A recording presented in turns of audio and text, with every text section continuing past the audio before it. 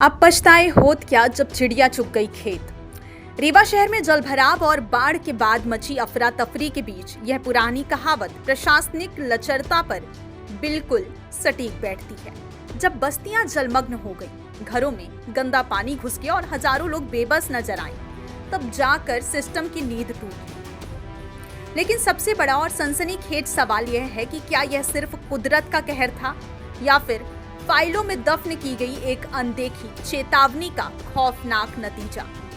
मध्य प्रदेश के रीवा जिले से इस वक्त का बड़ा खुलासा सामने आ रहा है, जिसने प्रशासनिक तैयारियों और ड्रेनेज सिस्टम के दावों की हवा निकाल दी है। शहर में आई इस तबाही को लेकर वरिष्ठ अधिवक्ता बीके माला ने एक बड़ा दावा करते हुए प्रशासन को सीधे कटघरे में खड़ा कर दिया। उनका कहना है कि इस जल प्रलय और भीषण जलभराव की आशंका उन्होंने अचानक नहीं जताई, बल्कि समय रहते प्रशासन के आला अधिकारियों को बाकायदा लिखित चेतावनी दी थी। अधिवक्ता बीके माला के अनुसार उन्होंने रीवा कलेक्टर, रीवा कमिश्नर और नगर निगम कमिश्नर को लिखित पत्राचार के जरिए पहले ही आगाह कर दिया था कि जिले भर में नदी नालों और प्राकृतिक जल निकासी के रास्तों पर बेखौफ तरीके से अतिक्रमण फैल रहा है। उन्होंने अपने पत्रों में साफ तौर पर चेताया था कि अगर इन प्राकृतिक रास्तों से अवैध कब्जे नहीं हटाए गए और नालों की तलहटी को साफ नहीं कराया गया तो मानसून में शहर डूबने की कगार पर पहुंच जाएगा।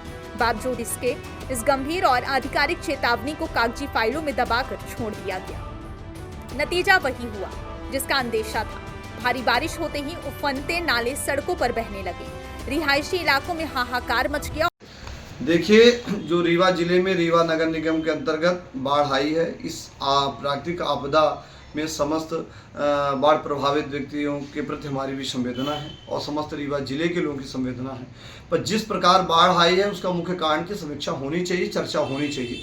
देखिए, रीवा नगर निगम के अंतर्गत जितने भी नाले हैं, नालों को पाट कर भूमाफियों ने जमीन को विक्रय किया है। रीवा जिले की नदी को लेकर बीहर बिछिया, जो हमारे रीवा जिले की बड़ी नदी है, उस नदी को पाट करके समतल कर करके चाहे उसके दोनों भागों में बराबर एनजीटी के रेगुलेशन के विपरीत लोगों ने विक्रय किया। इस संबंध में कई बार हमने ये पत्राचार किया है। ये पत्राचार 2023 में किया, ये पत्राचार हमने 24 में किया, ये भी पत्राचार 24-25 में किया। ये रीवा जिले के बीहर को लेकर मैंने जुलाई में भी एक पत्र जुलाई में मैंने पत्र लिखा कि रीवा जिले की बीहर नदी के सतही भाग में अंदर लोगों ने पाट दिया है, जिससे पानी निकासी नहीं होगी और पानी निकासी नहीं होगी, रीवा जिले में बाढ़ आनी है। बाढ़ की आशंका हमने पहले ही 1 महीना पहले लोगों मीडिया के माध्यम से, पत्राचार के माध्यम से, शासन के माध्यम से मैं अवगत कराया।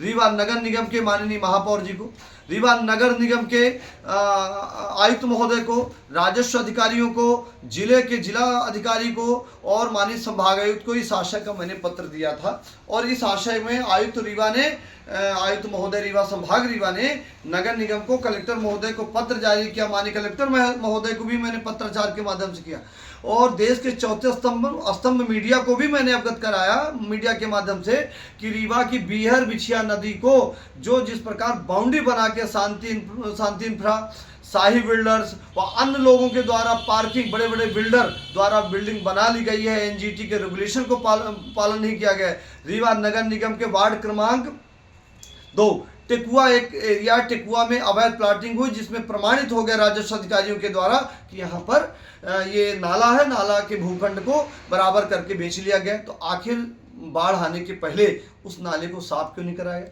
मढ़ी नाले को साफ क्यों नहीं कराया गया? झिरिया नाले को साफ क्यों नहीं कराया गया? अमहिया नाले पर साफ, झिरिया नाले में आप चले जाइए, कनौडिया पेट्रोल पंप के सामने एक विभागर बना है जो ग्रीन एरिया है, जिसकी परमिशन नगर निगम नहीं दे सकता और उसकी ग्रीन एरिया की परमिशन किसी के पास है भी नहीं। मैं बड़े चैलेंज के साथ कहता हूँ, यदि नगर निगम ने उस ग्रीन एरिया की परमिशन दी है तो नगर निगम के खिलाफ कार्रवाई होनी चाहिए। यदि परमिशन नहीं है तो उस वहाँ विभागर कैसे संचालित है, विभागर कैसे बना? वहाँ पर जो पानी निकासी वो अवरुद्ध हो रही, कनौडिया पेट्रोल पंप के सामने झिरिया के पास, वहाँ पर एक बड़ा कॉम्प्लेक्स बना है। आप माननीय विधायक जी रीवासी नागेंद्र सिंह जी के यहाँ पर होटल के बगल के एरिया को देख लीजिए। रेगुलेशन ये कहता है कि एनजीटी की 50 नदी के 50 मीटर की सीमा में किसी प्रकार का निर्माण नहीं होना चाहिए। उसकी परमिशन किसने दी है? पहली बात। दूसरी बात कि यदि 50 मीटर की परिधि में निर्माण नहीं होना चाहिए, भीड़ से 50 मीटर, जो नदी के 50 मीटर भीड़ है उससे 50 मीटर, तो कैसे निर्माण हो गया? कैसे फार्म हाउस बन गए, कैसे वहाँ अवैध प्लाटिंग हो गई, ये बड़ा जांच का विषय है। मैं लगातार आज 5 वर्षों से लगातार इस बात को मैं उठा रहा हूं। आज तक जिला प्रशासन ने नदी के दोनों सतहों पर निरीक्षण नहीं किया। इसमें पूर्णतः लापरवाही राजस्व प्रशासन, जिला प्रशासन, नगर निगम प्रशासन की है कि रीवा शहर के महज 2 किलोमीटर 1 किलोमीटर के बीच में आज रीवा की जनता, अधिकारियों और जनप्रतिनिधियों के कारण माननीय शुक्ला जी को समीक्षा करनी चाहिए। रीवा के विकास पुरुष के रूप में जाने जा रहे हैं। चर्चा हो रही है कि साहब उन्होंने ये किया, उन्होंने ये किया। आज रीवा की जनता, ये यदि समीक्षा होती, इस विषय पर गंभीरता से चर्चा होती, तो जो जिस प्रकार रीवा में बाढ़ आई है, महज 6 घंटे के पानी में रीवा डूब गया है। महज 6 घंटा पानी गिरा है, उसमें रीवा डूब गया। 97 की बाढ़ आई थी, 6 दिन लगातार 4 दिन 5 दिन पानी गिरते गए। 2004 में बाढ़ आई, लगातार 5-4 दिन पानी गिरता रहा, तब बाढ़ आई। आज ये स्थिति है कि रीवा शहर में महज 2 घंटा पानी गिरता है, तो जो नाली बनी है, पानी निकासी की कोई प्रक्रिया रीवा में प्लान ही नहीं। जो सड़क का पानी उस नदी में जा ही नहीं रहा है, उसका एक बड़ा कारण है कि जो तकनीकी प्रक्रिया है, यहाँ इको पार्क बन गए, पानी की निकासी अवरुद्ध हो गई, झूला पुल बन गया, पानी की निकासी अवरुद्ध हो गई। पानी की बाईपास प्रक्रिया, जो बाईपास होनी चाहिए, पानी की जो क्रॉसिंग होनी चाहिए, वो नहीं है। दूसरा, एक नगर निगम का बड़ा गंभीर आरोप है नगर निगम पर कि नगर निगम में इतनी, रीवा नगर निगम के अंदर 45 वार्डों के अंदर बड़ी बड़ी बिल्डिंग बनी है, बहुमंजिला बिल्डिंग बनी है। उसमें वाटर हार्वेस्टिंग की प्रक्रिया है, पानी संग्रहण की बात है। एक भी हमारे पास नगर निगम की एक सूची है, हम आपको दिखाना भी चाहते हैं। उस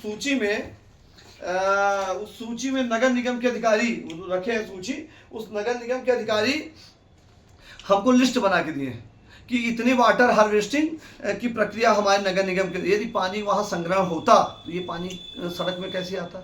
उन बिल्डिंगों का पानी पूरी तरह सड़कों में आ गया, नाली में पानी गया ही नहीं। नाली की जो टेक्निकल प्रक्रिया है, वो नाली में पानी जाता ही नहीं। तो यहाँ के तकनीकी विशेषज्ञों को अपने आप में नैतिकता के आधार पर इस्तीफा दे देना चाहिए कि जब आपका पानी सड़क से नाली में नहीं जाता, नाली का पानी निकासी नहीं होता, तो आपने नाली कैसे बनाई? फिर रीवा में बाढ़ का एक और अहम कारण है कि आप पानी निकासी के लिए जून में आपको प्लान करना चाहिए। नगर निगम, राजस्व अधिकारी और जिला प्रशासन की संयुक्त टीम मिलकर इस आशय का निरीक्षण करना चाहिए। लगातार इस आशय का आवेदन मैं दे रहा हूं। ये यहाँ तक चीफ सेक्रेटरी मध्य प्रदेश को मैंने आवेदन दिया है कि रीवा नगर निगम के अंतर्गत नदियों में अवैध प्लाटिंग हो रही है, अवैध कब्जा हो रहे, बिना टीएनसीपी, बिना रेगुलेशन के हो रहे। आज आम जनता तो उत्साहित है, आम जनता प्रभावित है। चंद कुछ लोगों के कारण, चंद 2-1% लोग जो अवैध प्लाटिंग कर रहे हैं, फार्म हाउस बना रहे हैं, बड़े बड़े बिल्डिंग बना रहे हैं, बड़े बड़े प्लान बना रहे हैं, और रीवा में देख लीजिए जाके, आज उनके कारण रीवा शहर का 50% लोग प्रभावित हो गए। और उनका मध्यम वर्गीय, न्यूनतम वर्गीय जनजीवन व्यक्तियों का या किसी व्यक्ति का जो डूब प्रभावित हुए, उनका प्रभावित हुआ है, जनजीवन प्रभावित हुआ। हम सबकी संवेदना है, पर इस बात का है कि इनके ये जो जनहानि हुई है, धन हानि हुई है, यातायात प्रभावित हुआ है, इस पर इनकी लायबिलिटी किसकी होनी चाहिए? तो निश्चित तौर से रीवा नगर निगम की, राजस्व अधिकारी की, जिला प्रशासन की और जनप्रतिनिधियों की होनी चाहिए। यहाँ इनकी लायबिलिटी फिक्स की जाए।